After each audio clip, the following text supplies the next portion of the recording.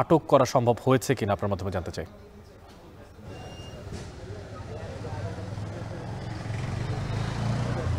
অনেক আজ সকালের দিকেই কিন্তু মর্মান্তিক ঘটনার সূত্রপাত যেভাবে হয়েছিল যে গত 2 দিন আগে এখানে একটি মোবাইল চুরি হয় এই এলাকায়, এবং তার পরিবারের অর্থাৎ তার মেয়ের জামাই সেই মোবাইল চুরির সাথে সম্পৃক্ত অথবা তাদেরকে সমর্থন দিয়েছিলেন, এরকম একটি অভিযোগ থেকেই চেয়ারম্যান এবং মেম্বাররা, স্থানীয় মেম্বাররা কিন্তু এই বাড়িতে আসেন এবং মেম্বারকে তারা শারীরিকভাবে লাঞ্ছিত করার একটি অভিযোগ আমরা পেয়েছি।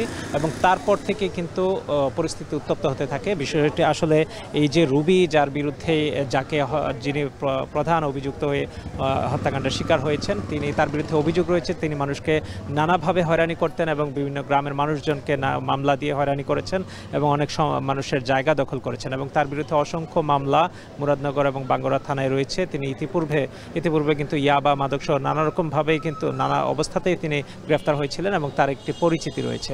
এবং আজ সকালের দিকে গ্রামের ক্ষুব্ধ মানুষজন কিন্তু এই বিষয়টি নিয়েই কিন্তু এখানে হামলা করে, এবং যেটি আসলে পুলিশ আমাদেরকে জানায় যে এখন পর্যন্ত তারা সঠিক কারণগুলো অনুসন্ধান করছেন এবং এখন পর্যন্ত কাউকে গ্রেফতার করা হয়নি। তো এই ঘটনায় প্রথমে রুবি আক্তার এবং তার মেয়ে জোনাকি গণপিটুনিতে নিহত হন, এবং তার ছেলে রাসেল যখন এখানে ঘটনাস্থলে আসেন তারপরে তাকেও হত্যা করা হয়, এবং তার আরেকটি মেয়ে সে কুমিল্লা মেডিকেল কলেজে আহত অবস্থায় আছে, এবং আরেকজন মেয়ে রিক্তা, সে এখন কোথায় আছে এখন পর্যন্ত বাড়ির লোকজন বলতে পারেনি।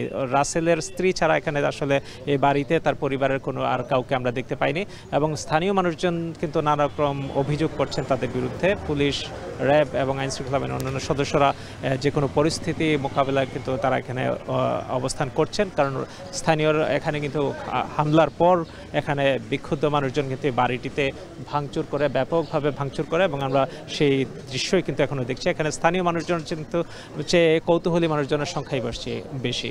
এখানে পুলিশ সুপার ঘটনাস্থল পরিদর্শন করেছেন, পুলিশ এখনও এখানে আছেন। তারা বলছেন যে ঘটনার সঠিক তদন্ত চালিয়ে যাবেন এবং ঘটনার সাথে সম্পৃক্ত পেছনের ঘটনা তারা অনুসন্ধান করছেন। অনেক সকালে কুমিল্লায় ঘটা মর্মান্তিক মা এবং 2 সন্তানকে গণপিটুনিতে হত্যার ঘটনা সবশেষ খোঁজখবর রাখছিলেন সহকর্মী খালেদ সাইফুল্লাহ। দেখছেন